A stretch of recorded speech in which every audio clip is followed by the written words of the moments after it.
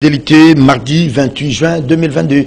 L'actualité ce matin, 3 jours de deuil national décrété par le gouvernement de la République depuis Lubumbashi où il séjournait hier. Le Premier ministre Jean-Michel Sama Lukonde a décrété 3 jours en vue des hommages officiels mais aussi populaires en faveur du héros national, le Premier ministre congolais Patrice Emery Lumumba. Justement, la relique de cet héros national est arrivé hier à Kinshasa. Félix-Antoine Tshisekedi Tshilombo, président de la République, chef de l'État, au bas de la passerelle, pour pouvoir accueillir ces cercueils et les restes du corps du héros national.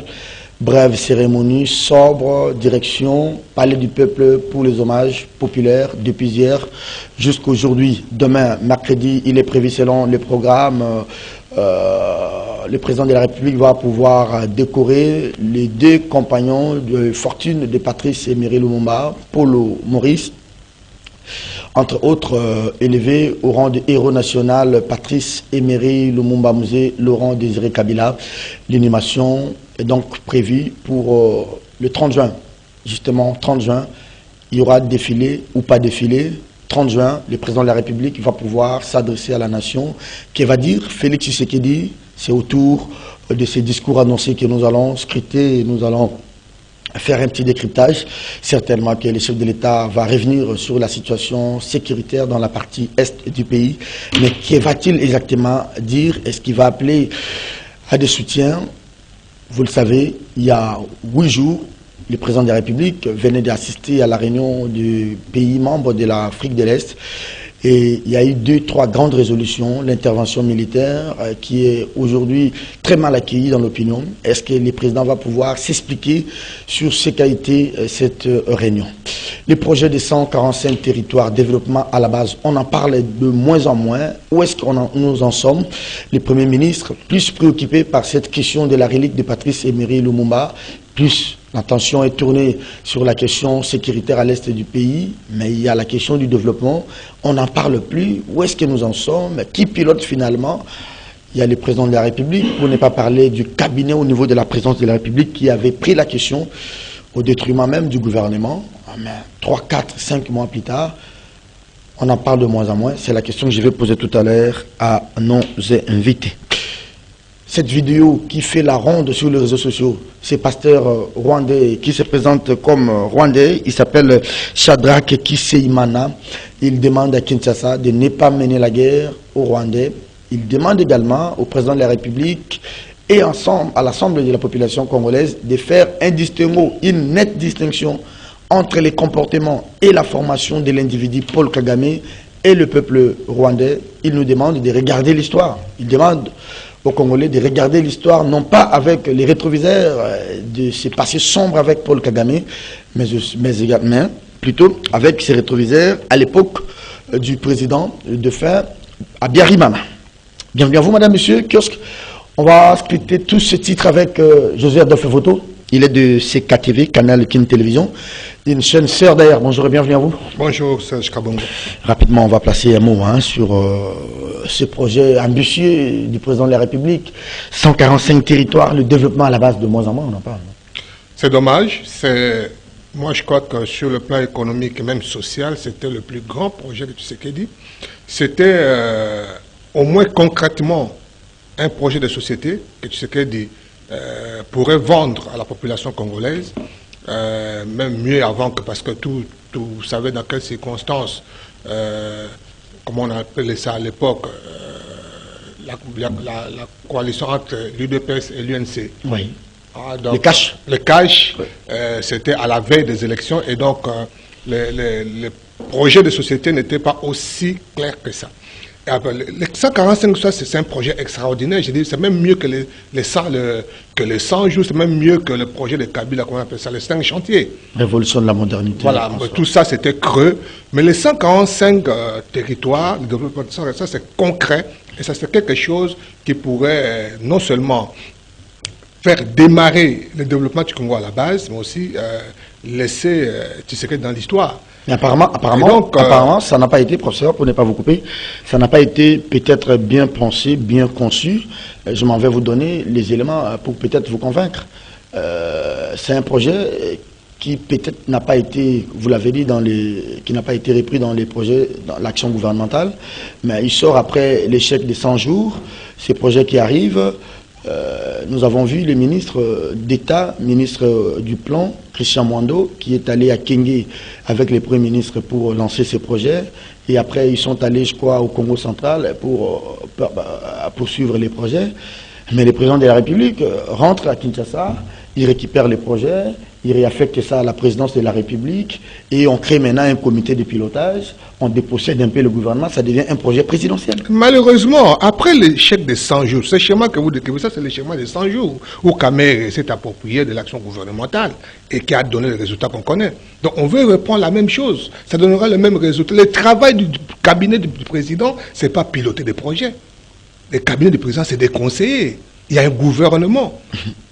Et c'est responsable devant l'action publique. Voilà. Et devant le Parlement. Oui. Et donc, il faut laisser le gouvernement faire ce travail-là.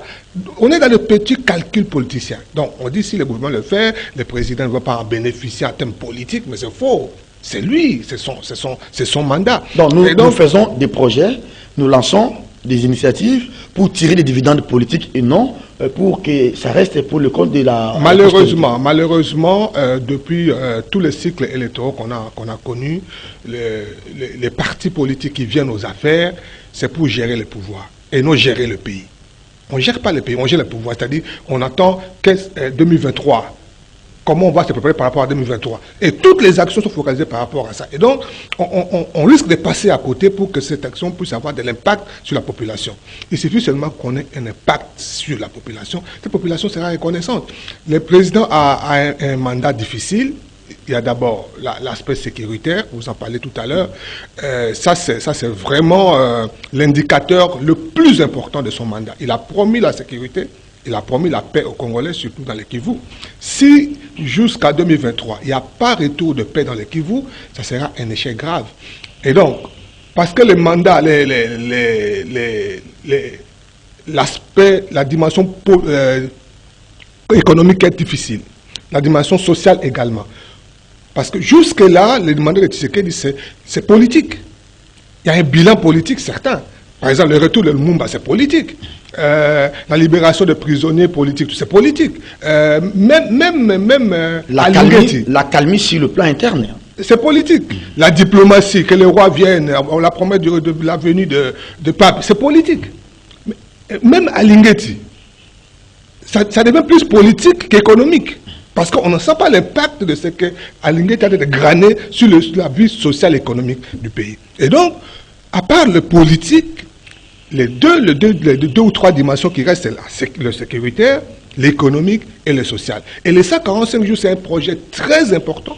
Et c'est un projet qui doit survivre à Tshisekedi. Même si Tshisekedi partait, ce projet doit rester parce que c'est vraiment un projet extraordinaire. Je soutiens ça, mais malheureusement, on veut en faire une affaire politique. C'est mis au frigo par rapport à la question de l'Est, ou bien on est en train de bien mûrir la question. Alors, s'il faut répondre à la deuxième hypothèse, bien mûrir la question, bureau d'études, et que faisons-nous de ce qui a été fait à Kenge quand on a parlé du lancement? Non, le problème, c'est qu'on lance les projets avant de donner le contenu. C'est ce qui s'est passé avec les 100 jours. Ça ne fait pas sourire? Non, c'est ce qui s'est passé avec les 100 jours. Et donc, on lance les 100 jours, c'est après seulement qu'on donne le contenu aux 100 jours. Les 5 chantiers, c'est la même chose. Mais ça ne fait pas sourire. On a lancé les 5 chantiers, vous vous rappelez, on a lancé les 5 chantiers, c'est après seulement qu'on donne du contenu. Et on est passé de 5 chantiers à 7 chantiers pratiquement. Oui. Mais les 5 chantiers étaient déjà lancés, on ne pouvait pas revoir les concepts. Mais ce n'est pas un problème. Le problème, c'est que les chefs vous lancent une idée, avec l'union sacrée, c'est ça. On a lancé l'union sacrée, on donne le contenu après. Mais ce n'est pas un problème qu'on lance une idée, mais il revient au gouvernement, aux experts, de donner le contenu. Mais la gestion du projet, ce n'est pas la présidence. Ça, c'est une grosse erreur qu'on laisse le gouvernement faire son travail. Moi, je crois. Très bien. Il y a aussi un autre pan dans ces débats, parce qu'il faut, comme vous l'avez dit, laisser ça au gouvernement, parce qu'on dit que c'est un grand marché et tout le monde veut maintenant créer des micro-entreprises pour pouvoir gagner ces marchés. Qui va construire tel bâtiment à Yakoma, qui va construire tel bureau de chef de secteur, par exemple, à Bouchinga. C'est-à-dire, c'est l'argent et tout le monde... Je crains fort que ça n'aboutisse pas comme un peu... Non, c'est pas mauvais. Moi, j'ai apprécié la méthodologie. D'abord, premièrement, ils veulent sous-traiter l'exécution. Il y a 3 structures qui vont exécuter ça, dont je crois la Banque mondiale, une autre structure là. Ça, c'est bien. Et eux, sur le terrain, ils veulent travailler avec les entreprises locales. Ça, vraiment, j'ai aimé. Et donc, il faut encourager ça, oui. J'ai aimé, donc les entreprises locales, même les ONG qui sont dans le développement pourraient souscrire et chacun pourrait avoir... Comme les CDI Bomanda voilà. Et tous les autres. Donc, mais le problème, c'est le suivi. Moi, j'ai attendu une anecdote qui m'a donné froid aux yeux. Quelqu'un m'a dit, il y a des gens qui ont déjà préparé des baleinières qui vont couler. Donc, lorsqu'il reçoit l'argent, il va mettre les matériels sur les baleinières et cette baleinière doit couler. Pour justifier... C'est pas possible. Ouais, pour justifier que, voilà, la baleinière a coulé et donc on n'a pas pu exécuter le projet, voilà. Donc mais les gens sont cyniques. Cyniques, comment on peut penser à des choses comme ça? Ça, quelqu'un me l'a dit. Il dit, sérieusement, il y a des gens qui se préparent à faire couler les baleinières pour justifier l'argent. Je crois que c'est à ce niveau qu'il y a un problème. Donc, si les gens prennent des engagements, qu'ils vont construire telle école, ils vont construire... Mais c'est ça, le développement du Congo doit partir de la base. Et c'est pas compliqué. C'est pas de l'alchimie, c'est pas de macroéconomique ou de parafiscalité, comme on nous l'a appris. Mais c'est question d'avoir que dans chaque village, il y a une école viable. Il y a un centre de santé viable. Chaque village est relié au territoire par une route, des desserts agricoles. On ne demande pas d'asphalter. Voilà. Seulement des desserts agricoles. Pour que les villageois qui font son champ puissent acheminer ses produits jusqu'au lieu de consommation. Ouais. C'est tout ce qu'on demande. Des bonnes écoles. C'est tout ce qu'on... Et ça, c'est vraiment difficile à faire. Donc, je crois qu'il faut arrêter de penser qu'est-ce que je vais gagner dans ça, qu'est-ce que mon parti va gagner dans ça, comment nous devons... Est-ce que dans les contextes actuels, il est capable, il est possible en même temps d'engager des ressources pour l'armée et en même temps penser à ces projets de développement? Mais on est obligé. On est obligé parce que la sécurité est incontournable. On est en retard, en difficulté par rapport à la donne militaire. Il faut s'actualiser parce que la sécurité, c'est la vie. Ça, on ne discute pas. Mais en même temps, c'est pas tout le pays qui est en guerre. C'est une partie. Pendant qu'on se bat pour sécuriser l'Est, le reste du territoire doit vivre, doit aller de l'avant. Mais il y a peu... il y a 2 mois, on a vanté les recettes publiques qui avaient doublé, voilà, mais cet argent, ça va où?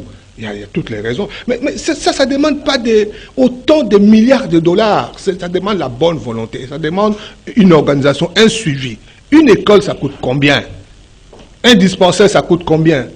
Une route de desserts agricoles qu'on remblait seulement, ça coûte combien? Je crois qu'il y a de l'argent pour ça, mais le gros de recettes vont dans les trains de vie des institutions. Vous savez, dans le Parlement qui absorbe l'argent public parce que c'est politique.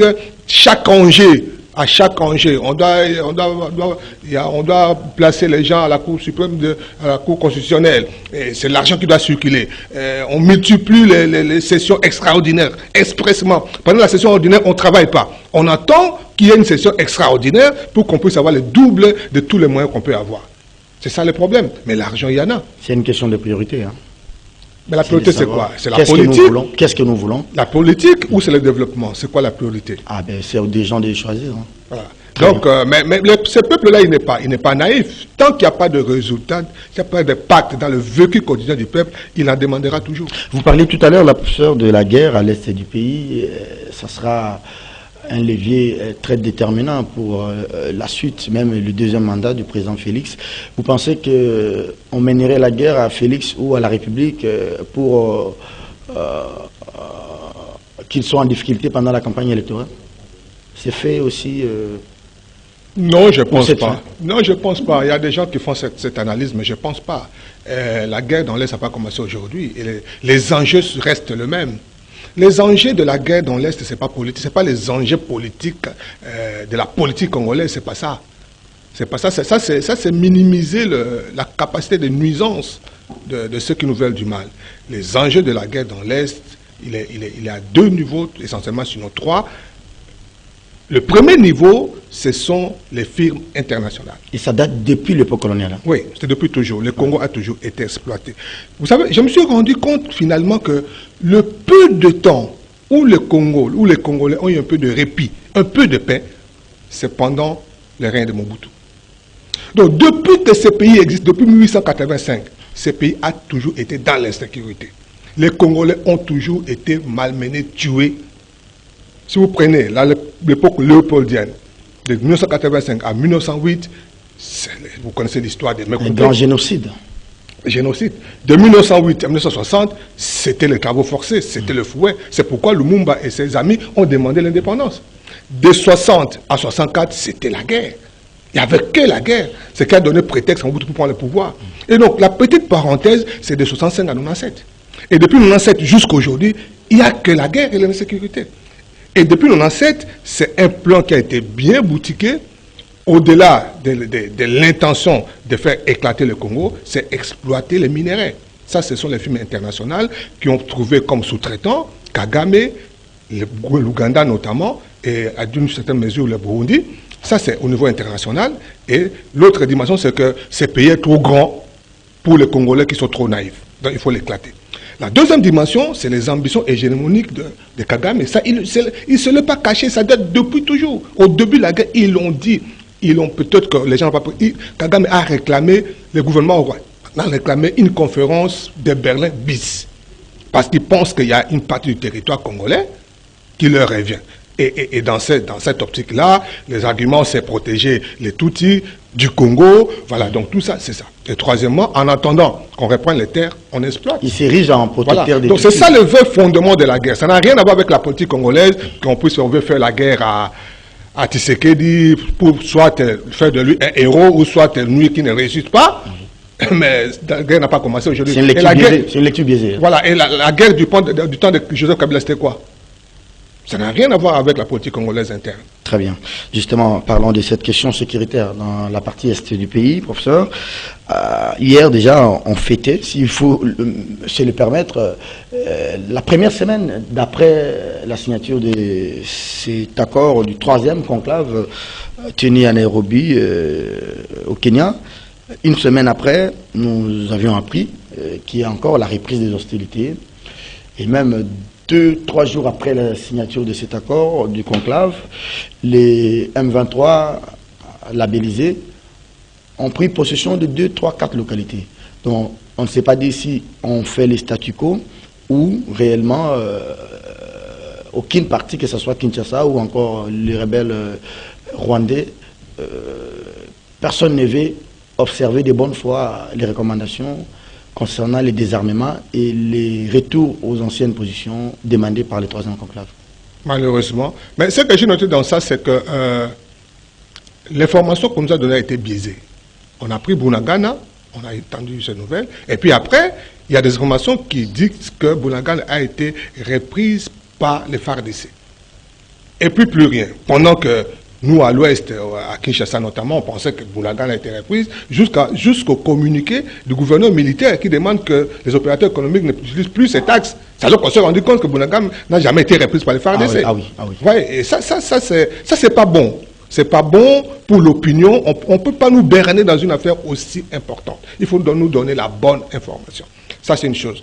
Par rapport à ces conclaves, à cet accord, si pour l'appeler ainsi, vous avez vu la réaction des Congolais de partout. Donc les Congolais ne sont pas favorables à ça parce qu'ils savent. Ça fait plus de 25 ans qu'ils vivent ça. Ils savent que c'est un piège. C'est un piège pourquoi? Et ça, il ne faut pas aller à l'université pour comprendre. Il faut pas aller. Il faut être stratège pour comprendre. C'est un piège parce que quoi? À part l'armée congolaise, quelles sont les forces qui viendront? C'est l'armée ougandaise, c'est l'armée rwandaise, l'armée burundaise, l'armée kenyane, l'armée soudanaise. Oui. Vous me demandez pourquoi le Soudan vient là-dedans? Parce que c'est des intérêts, des gros intérêts. Et c'est là où nous sommes naïfs. Les Soudanais ne viennent pas parce qu'ils veulent que le Congo se pacifie. Non, parce qu'ils ont des intérêts. Ils ont aussi des ambitions, comme tout le monde. Vous avez suivi les interventions du président tanzanien qui disait « Nous devons rentrer dans ces pays-là ». Mais il y a quelque chose qui lie toutes ces armées. C'est l'armée de l'Empire Imatuti. Est-ce que les gens comprennent ça? C'est l'armée de l'Empire Imatuti. Et donc, nous leur ouvrons la grande porte pour que cette armée, qui a toujours eu des ambitions d'avoir dans l'est du Congo un pays qui s'appellerait pays de volcans ou pays de Virunga, qui serait un pays particulier aux Tutsis. C'est nous qui leur accordons ça. Et j'ai aimé comment les Congolais ont réagi parce que si nous n'avons pas les moyens de pacifier nos territoires, quand nous aurons fait entrer toutes ces armées, nous avons les moyens de leur demander de partir? Ils ne partiront pas. Qu'est-ce qu'ils vont faire, Kabongo? Dès qu'ils sont là, en 3 mois, ils vont pacifier effectivement. Ça, ce sont des craintes ou bien c'est quoi? Je vous l'ai dit, je suis un analyste, je vis dans ce pays depuis plus de 50 ans. J'ai vécu les 30 dernières années d'insécurité et je connais, j'ai compris. Ce qui va se faire, c'est qu'ils vont pacifier. Et ce n'est pas pour rien que le président Kenya dit clairement qu'il s'agit du Nord Kivu, du Sud Kivu et de l'Ituri. Ça, c'est ce qu'ils disent maladroitement le Congo utile. C'est ça. Et c'est ça l'ambition. Mais c'est ça justement la zone. C'est ça la zone. Oui. De l'Ituri, c'est les Grands Nord là. Voilà. Les Béni. Donc c'est le territoire qui jadis fait l'objet de l'ambition de Kagame. C'est une sorte de balkanisation un peu masquée, un peu... Ça, c'est même pas masqué. Ça, c'est tout droit vers la balkanisation. Qu'est-ce qui va se passer? Dès qu'ils occupent ce territoire-là, ils vont effectivement le pacifier. En 3 mois, parce que c'est eux le pyromane. En réalité. Et les pyromanes vont dire aux groupes armés, tout ça, c'est... On ne fournit plus les armes à tel groupe armés. Voilà. Ils vont leur dire seulement arrêtez. Et pendant 3 mois, les gens de l'Ituri, de Kivu, qui ont vécu avec les tueries pendant toutes ces années, vont se dire voilà, au moins on a la paix. Et en 6 mois, le développement sera lancé. Tous les projets de route vont se relancer. Tous les projets de développement, ils vont construire des barrages, ils vont construire des ponts, ils vont ramener l'électricité. Et à un moment, les gens de ces territoires se sentiront à l'aise. Mieux qu'avant. Et ils vont sentir que, mais on vit bien maintenant. Et c'est alors que vont jaillir des idées. Mais vous êtes mieux, pourquoi vous dépendez de Kinshasa? Vous êtes mieux ici. Vous êtes même mieux que Kinshasa. Mais créez votre pays. Ça, c'est pensé. Hein? Créez votre pays. Et lorsqu'ils vont... Et c'est pas eux. Donc, ils vont avoir un pays qu'ils ne vont pas diriger. Et c'est ça la balkanisation à la porte. Et c'est fait par les Congolais eux-mêmes. Et donc, je crois, moi, je fais confiance... C'est pas de la peur bleue, là, cher confrère. Ce que nous vivons depuis près de 30 ans, ce n'est pas une illusion. C'est clair, c'est des... Et Tchaou a vu, paix à son âme, sur le mur, à une conférence, la carte d'Afrique avait un Congo dépiécé. Ce n'est pas des illusions ce que nous disons. Ces plans existent. Et ce qui est à l'actif des Congolais, c'est que malgré tous les calculs qui ont été faits à Washington, qui ont été faits à Londres, qui ont été faits à Kigali, le Congo subsiste encore. Et ça, il faut respecter cette armée. Notre armée, malgré ses faiblesses, n'eût été cette armée, ce pays n'existerait plus. L'armée populaire aussi. Oui, et l'armée populaire. Et là, moi, je sais que Tshisekedi, c'est un révisionniste. Félix Tshisekedi, c'est un révisionniste. Il a fait à plusieurs reprises, il a fait à Genève. Quand la base a crié, il a reculé. Qu'ils prennent prétexte sur la base, les Congolais. Qu'ils prennent prétexte sur le Parlement congolais, que le Parlement n'a pas été consulté. Et je suis désolé, il n'y a pas moyen que j'applique cet accord et que ces gens restent chez eux. Compliqué. Walker, bonjour, bienvenue. Merci beaucoup Serge Kabongo, toutes mes excuses pour le retard. Ça se comprend pour une première fois. J'ai connu un empêchement. Ça se comprend. Je venais d'ailleurs pour m'excuser, mais pas pour monter au plateau, mais Doudou a forcé. Est-ce qu'on fait déjà la première semaine de l'accord de... bon, il ne faut pas parler en termes d'accord, parce que la présidence ne veut pas qu'on parle d'accord de ce 3e conclave de Nairobi. Aucune partie, disais-je à l'entame de l'émission, on devait observer le cessez-le-feu. C'est un cessez-le-feu immédiat et sans conditions. Mais aussi, on avait demandé aux partis, chacune, de retourner dans ses anciennes positions. Mais on apprend qu'il y a quand même des bruits de bottes. Le professeur Voto l'a très bien brossé, je le suivais quand je venais. L'accord, la semaine passée ici, je disais que l'accord risque d'être un mort-né. Pourquoi? Parce que aucun de tous ces pays n'a les moyens financiers pour soutenir l'effort de guerre. Parce que ces gens-là, s'ils viennent ici, ils ne viendront pas gratuitement. Qui va payer tous ces militaires? Parce que ce n'est pas pris en charge par les Nations Unies. La facture. Deuxième élément, aucun de tous ces pays n'a les moyens ou l'équipement militaire adéquat qu'il faut exporter pour aller faire la guerre dans un autre pays. Non. Je disais il n'y a pas une semaine passée qu'au Soudan du Sud, Riek Machar et son président Salva Kiir sont tout le temps en guerre. Plusieurs fois, Riek Machar, le vice-président, a traversé et exfiltré par les services de renseignement de notre pays pour être mis à l'abri. C'est le cas du Burundi. Il y a les FNL qui sont tout le temps en guerre contre l'armée loyaliste. Le seul pays qui n'est pas en guerre, c'est le Kenya et la Tanzanie. Mais tous les autres pays ont d'énormes problèmes. Mais ici, chez nous, nous avons déjà un contingent de la Tanzanie, la BIR, je crois, ou la brigade d'intervention au sein de la MONUSCO. Sous commandement des Nations Unies. Oui, oui. Je me suis posé maintenant la question, comment ça va se passer? On a la MONUSCO d'une part, on a les Ougandais qui sont en partenariat, disons, des opérations conjointes avec les FARDC. On aura encore un autre contingent ougandais dans cette force de la communauté. Donc c'était un monstre. Quand on dit que le président devrait se rétracter comme l'a dit le professeur Voto, je pense que c'est bon. Mais je reviens encore en arrière s'agissant de cet accord. J'ai dit que c'est nous qui sommes perdants. Pour quelle raison? Notre diplomatie n'a pas bien fonctionné. Pourquoi? Parce que, rappelez-vous, on a capturé 2 éléments rwandais. Le président part en Angola. Il parle avec Lorenzo, qui lui demande ou qui lui suggère de laisser les 2 militaires entrer au Rwanda. En contrepartie, qu'est-ce que la RDC a exigé? Rien. On va là-bas à Nairobi. On demande aux forces loyalistes de regagner leur position et aux rebelles de regagner aussi les leurs. Et entamer les processus politiques. Ça se passe comment? Ça ne peut pas se faire. Nous n'avons pas réussi à dire aux autres, à convaincre les autres que c'était des terroristes. Le mot terroriste, apparemment, est un mot national. Ça se limite seulement ici en République démocratique du Congo. La thèse ne passe pas ailleurs. Hein. Ça ne passe pas ailleurs. Parce que, rappelez-vous, la même semaine, Bintou Keïta dit qu'il n'y a pas force armée rwandaise ici. Donc, il a contredit et nos forces armées et le gouvernement congolais. Je n'ai pas entendu la réaction du gouvernement. La MONUSCO contredit nos services. Non, j'ai suivi Mouyaya sur RFI. Je crois que c'est pour dire que la MONUSCO devrait quand même clarifier sa position. Non, mais j'ai dit, quand Mouyaya, quand il parle, je ne pense pas qu'il a engagé le gouvernement. C'était une question. Il répondait à une question. Voilà. Mais moi, ce que j'entends, c'est la position du gouvernement. Et s'agissant de la diplomatie, c'est le ministre des Affaires étrangères qui est là. C'est un autre raté. Je reviens maintenant à un dossier qui est en quelque sorte, qui n'a pas, vous ne l'avez pas évoqué ici, en rapport avec ce qui se passe au front et les images que nous avons. C'est une interpellation. L'exhibitionnisme de tous les commandants, de tous ces officiers qui sont au front, nous a déjà coûté beaucoup dans ce pays. Ah oui. C'est anormal que l'on puisse afficher la photo d'un militaire ou d'un commandant au front, on dit même là où il a étudié et l'unité qu'il commande. Nous pensons que c'est la guerre médiatique. Non, ce n'est pas de la guerre médiatique. C'est contre-productif. Hein. C'est contre-productif. Pourquoi? L'ennemi suit de près. Il prend des renseignements et des éléments. Quand on dit par exemple tel commandant a étudié dans quelle école, dans tel pays, ils recoupent les informations. Ils peuvent connaître même la tactique qu'on est en train d'utiliser sur terrain.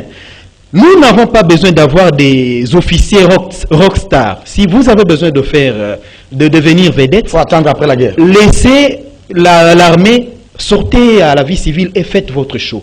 Mais voir tout le temps, c'est tel commandant qui a mené les opérations, c'est tel qui a récupéré tel village. On publie même les images de ces officiers. Baouma a payé sa cache. Ils sont nombreux. Boudjamabé, Mamadou Ndala. Si on remonte même sous Mobutu, ils sont nombreux. Alors, le général Maele a eu plus de problèmes quand on a commencé à faire de l'exhibition avec sa personne que quand il travaillait à l'ombre en mieux gérant l'armée. Donc ça, nous, hommes des médias, quand un officier vous envoie une photo, faites très attention, surtout pour ceux qui sont au front. Ne publions pas leurs photos. Même les civils, ne publions pas les photos de nos forces armées qui sont au front dans l'Est de la République. Oui, je vois, la tendance est maintenant à exhiber ce jeune général de brigade là. C'est très très mauvais. Nous exposons toute notre stratégie et l'ennemi en profite pour faire des coups qu'il réussit. Parce qu'on nous avait dit que Bunagana a été récupéré, mais jusqu'à ce jour, Makenga et le colonel ou major Ngoma ont paradé dans Bunagana. Nous devons être sérieux dans tout ce que nous faisons, élever des bonnes options en coulisses, tacitement, et faire des choses de façon sérieuse. Pas les histoires des Wenge, quelqu'un veut qu'on sache que c'est lui qui fait telle chose. Dans l'armée, ça ne se passe pas comme ça. Le moindre détail, peut causer beaucoup de tort à la République. Ah voilà. Vous êtes d'accord avec lui, hein? Tout à fait. Très bien. Madame, Messieurs, qu'est-ce que nous verrons, comme on dit, dernier virage pour cette émission à la veille de l'indépendance? La question de l'Est s'invite. José Adolphe Voto. Félix va s'adresser à la nation, je crois, demain, à minuit. Que va-t-il dire? Il va revenir sur la question de l'Est. Ça sera, d'ailleurs, c'est la question la plus attendue. Certainement. Il devra clarifier sa position par rapport à ce forum du Kenya. Et je suis certain qu'il va rassurer les Congolais. Parce qu'il est en très mauvaise posture. Il ne peut pas se mettre... On dit de lui que quand il est au pays, il dit autre chose. Mais quand il est dehors, il dit une autre. On dit de lui. Moi, je n'adhère pas à cette thèse. C'est pourquoi je dis qu'il est révisionniste. Et voilà, justement. Il est révisionniste, mais au moins il prend appui sur la base de l'opinion publique. Je crois que c'est ce qu'il va faire. C'est pas facile, hein? C'est pas facile d'être à sa place. Est-ce que c'est une bonne stratégie d'aller et de revenir après? On prend toujours la température de l'opinion avant de s'engager, n'est-ce pas? Oui, mais c'est pas facile pour lui dans ce forum où il est minorisé. Il est minorisé, n'est-ce pas? J'ai dit qu'il y avait un lien entre tous ces présidents. Ah oui. Voilà, il y a un lien. Donc, c'est très difficile pour lui. Museveni qui a formé Kagame, voilà. Qui a même armé Kagame. Mais voilà. Et Museveni qui débarque avec une tenue paramilitaire. Oui. Tout ça, donc c'est pas... Et même si... Ce sont les grands vétérans de la région. Hein. Mais voilà. Museveni et Kagame. Kagame oui. Plus de 20 ans au pouvoir, Museveni aussi plus de 20 ans. Ourou est venu à peine il y a 4 ans. Même si Ourou est sympathique vis-à-vis de Tshisekedi, mais Ourou a un lien, son fils l'a dit. Donc, le fils de Kagame l'a dit, donc ils ont un lien naturel. Donc, il va rassurer le président de la République. Donc, je crois qu'il va rassurer les Congolais. Je suis certain qu'il va rassurer les Congolais. J'ai suivi son directeur adjoint de communication, Koussema, sur Radio Kapi, qui prend déjà de distance, pratiquement, qui dit qu'il ne peut pas venir au Congo, qui veut pour se parader. Mais je crois que on va aller. C'est pas un Malais où tout le monde entre. On va aller vers là. Ouattekou a relevé les difficultés logistiques, techniques, et donc, sur le plan politique, je crois qu'il va rassurer les Congolais. Au-delà de... Il semble que l'armée n'attend que ça. Hein? L'armée n'attend que ça. Quand vous parlez en coulisses avec des militaires, on se voit. J'ai joué au football encore il y a 2 semaines au camp Kokolo, au camp Tchad. Ils ont dit, le chef a un capital extraordinaire, c'est-à-dire l'armée a la fougue, mais aussi il y a l'opinion publique. L'opinion publique, l'armée. La population surtout. Oui. Voyez, dernièrement, quand les militaires sont passés de cette circonstance, hein? On a pensé que Tshisekedi était plutôt le suppôt du Rwandais et non, Kabila, il était de mèche avec l'agresseur. Quand bien même Tshisekedi a embrassé Kagame, il a fait tout ce qu'il a fait. Mais voyez l'engouement qu'il y a derrière cette question, il est total. D'où la nécessité de capitaliser, comme le professeur Voto le disait, il doit capitaliser, réviser même ce qui s'est passé, sa signature avec la déclaration du conclave. Il faut qu'on revienne. S'agissant du discours, le programme que j'ai reçu, dit que le discours, il va le prononcer à la place échangeur le jour de l'indépendance. Il n'y aura pas un discours la nuit, hein? Pas un discours la nuit, c'est plutôt la journée à l'échangeur avant l'inhumation du héros national. Mais c'est aussi les lieux de reparler, non pas seulement de Lumumba, de sa lutte, mais aussi de ceux qui étaient avec lui, parce que j'ai souvent dit, Mpolo et Okito n'étaient pas des jardiniers ou des ouvriers de Lumumba. L'un était un officier de l'armée, c'était même un ancien chef d'état-major de l'armée. Il a été ministre dans le gouvernement. C'est le cas, ça c'est pour le cas de Mpolo. Okito était aussi un haut cadre. Donc tous ont fait le combat. Il faut que nous puissions réécrire l'histoire et corriger. Demain, j'ai vu le programme. Demain, déjà, ils seront et corriger, mais au départ, tout était mal fait. On a plus focalisé, c'est depuis des années, sur Lumumba, alors que les deux autres, ce n'étaient pas des jardiniers ou les ouvriers de Lumumba, c'était des hommes d'État qui ont combattu, qui ont milité pour l'indépendance, autant que Lumumba. La seule différence, c'est que Lumumba était leur chef, et c'est tout à fait normal, oui, chef. Oui, mais les autres méritent aussi des hommages. Félix va s'adresser à la nation. Il va s'adresser à la nation. Il va s'adresser aussi à Lumumba. Est-ce qu'il pourra assurer Lumumba que vous êtes mort parce que vous avez milité pour l'unité, l'intégrité du territoire national, que je vous rassure que ça ne va pas passer. Il y aura double événement. il faut qu'il y ait des éléments qui constituent des bases d'émulation pour nous autres qui sommes restés là. Parce qu'il faut se rappeler, Lumumba, c'est 35 ans. Ah oui. C'est à 35 ans qu'il se sacrifie pour que nous soyons indépendants. Tous ces pères de l'indépendance, aucun n'avait 50 ans. Est-ce qu'au jour d'aujourd'hui, il y a de ces jeunes-là qui peuvent accepter de porter la charge de la République, modèles, oui. de se sacrifier? Oui. Alors, quand on soutient la famille de Lumumba, il faut que l'on ne confonde pas. Je ne dis pas ici que le gouvernement doit prendre en charge tous ceux qui ont servi l'État. Mais il y a des cas emblématiques comme le cas de Lumumba, Moulele, Mpolo, Okito, Gizenga. Tous ces gens-là, moi, ça ne me gênerait pas que l'État remette quelque chose de symbolique à leur famille. Parce que ça va constituer des éléments d'émulation pour ceux qui se sacrifient pour la nation. Parce que bien avant 2015, quand vous passiez devant la Villa Lumumba sur Boulevard Triomphal, c'était méconnaissable. Ah oui. Alors c'est anormal que quelqu'un qui est vénéré à travers le monde, soit sa famille, soit délaissé comme ça.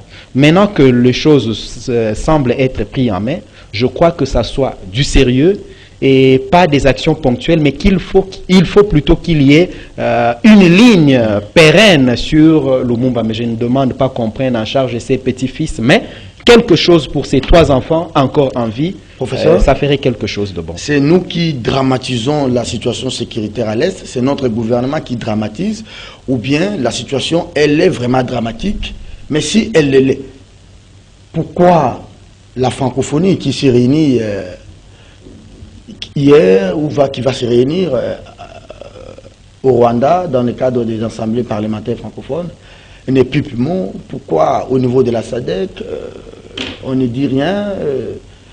Parce que c'est nous qui dramatisons un peu. Non, mais c'est la faiblesse diplomatique. Nous avons 2 problèmes. Nous avons une faiblesse sur le plan diplomatique, nous avons une faiblesse sur le plan communicationnel. Et nos adversaires, sinon nos ennemis, sont très forts en la matière. Quand on nomme la dame Louise comme secrétaire générale de la francophonie, bon, je comprends que c'était le COP de dépôt de Kabila. Il fallait bien que le Congo crée un incident. C'était pas normal. Les Rwandais ont tourné le dos à la francophonie, à la langue française, pour être précis. Et dès qu'ils reviennent, ils ont les sommets. C'était pas normal. Et donc, mais même les Gabon aussi est maintenant au Commonwealth. Hein. Voilà. Les Togo aussi. Hein. Oui, mais pas pour être secrétaire général, au premier coup. Donc ça, et ça, par rapport à nous, on devait dire à la francophonie. Le Congo, c'est le plus grand pays francophone sur le plan du nombre et de la superficie. Dire, il fallait créer un incident, dire, si vous nommez cette dame secrétaire générale de la francophonie, nous, on se retire de la francophonie. Ce n'est que simple, c'est de la bonne guerre. On ne l'a pas fait. Et aujourd'hui, on a ça. Donc, on a cette femme qui est mieux placée et qui peut tout manipuler. Et nous, on ira... Difficile même de faire une déclaration contre son pays en faveur du grand Zaïre et du grand Congo. Parce qu'elle était au front. Elle était ministre des Affaires étrangères avant. Elle était dans ses combats contre le Congo. Voilà maintenant l'importance d'occuper des postes dans ces organisations. Voilà, donc on est faible et on n'y pense pas. Parfois, on a des calculs, soit... lorsqu'il y a des opportunités, on croit que c'est une opportunité d'emploi. Et je préfère mettre Kabongo qui est proche de moi que mettre Waterkou qui est compétent. Une opportunité stratégique parce qu'il n'est pas proche de moi. Alors que c'est l'intérêt national, il faut que nous rentrions là-dedans. Le Rwanda est allé trop loin dans les institutions internationales. Ils sont partout et notre voix ne porte pas. 3 jours de deuil national, madame, monsieur. C'est parti depuis hier, lundi, aujourd'hui jusqu'à l'enterrement. Patrice Emery Lumumba, qui reste-t-il encore du lumumbisme? Son dernier livre, Congo, pays d'avenir, Lumumba, 3 jours auront suffi pour les hommages nationaux, populaires, tout comme politiques. Oui, Lumumba, Mpolo et Okito méritent ces hommages de toute la nation. Ils se sont sacrifiés, comme je le disais tantôt. Ça ne nous distrait pas un peu de la question? Non, on ne peut pas... Si la major ou le Congolais lambda peut être distrait, mais les intellectuels, les scientifiques doivent réécrire l'histoire. Je félicite le professeur Voto avec ce qu'il a fait, avec c'est un autre héros de la Deuxième Guerre mondiale. C'est vraiment quelque chose de très louable, mais dans tout ce qu'il a fait, je ne sais pas, je doute fort qu'il ait reçu les moyens de l'État. Mais quand vous allez en France, sous d'autres cieux, ces vieux-là de la Seconde Guerre mondiale sont vénérés. Mais le vieux Kounouniou était presque inconnu du grand public jusqu'à ce que le professeur Voto fasse le travail qu'il a fait.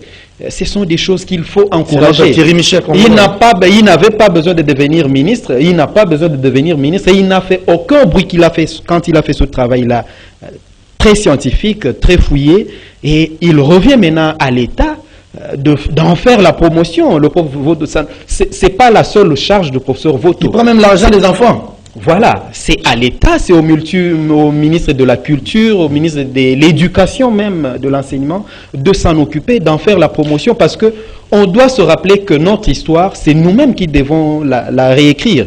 Je reviens encore sur ce que vous avez dit. Rappelez-vous quand les plateaux étaient sur l'avenue du 24. Avec le prof Voto, on s'est retrouvés sur le même plateau. On a parlé de cette politique du placement du personnel congolais dans les organismes.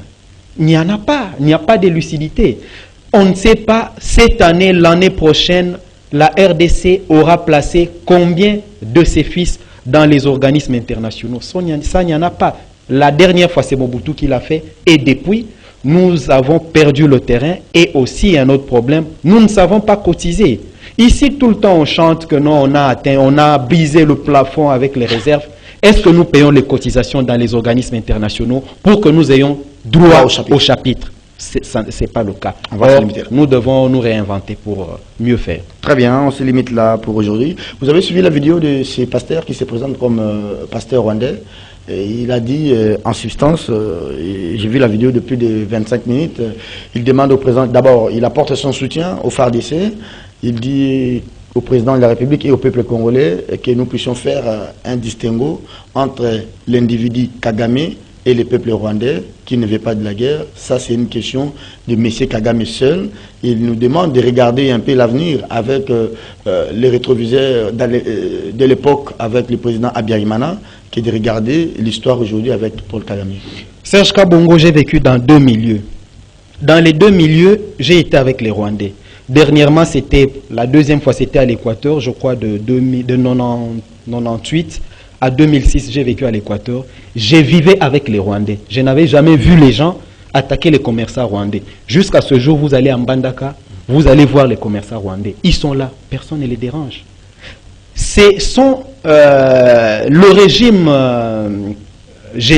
régime de Kagame qui veut manipuler, faire... Vous voyez, dernièrement, ils ont publié les photos alors que c'était des vieilles photos, même pas au Congo, dans un autre pays où on avait mis les gens vivants dans un trou, sans les enterrer, on les torturait. Ce n'était pas ici. Donc, le Rwanda veut profiter de quelques incidents très, très isolés pour manipuler ou emballer l'opinion internationale.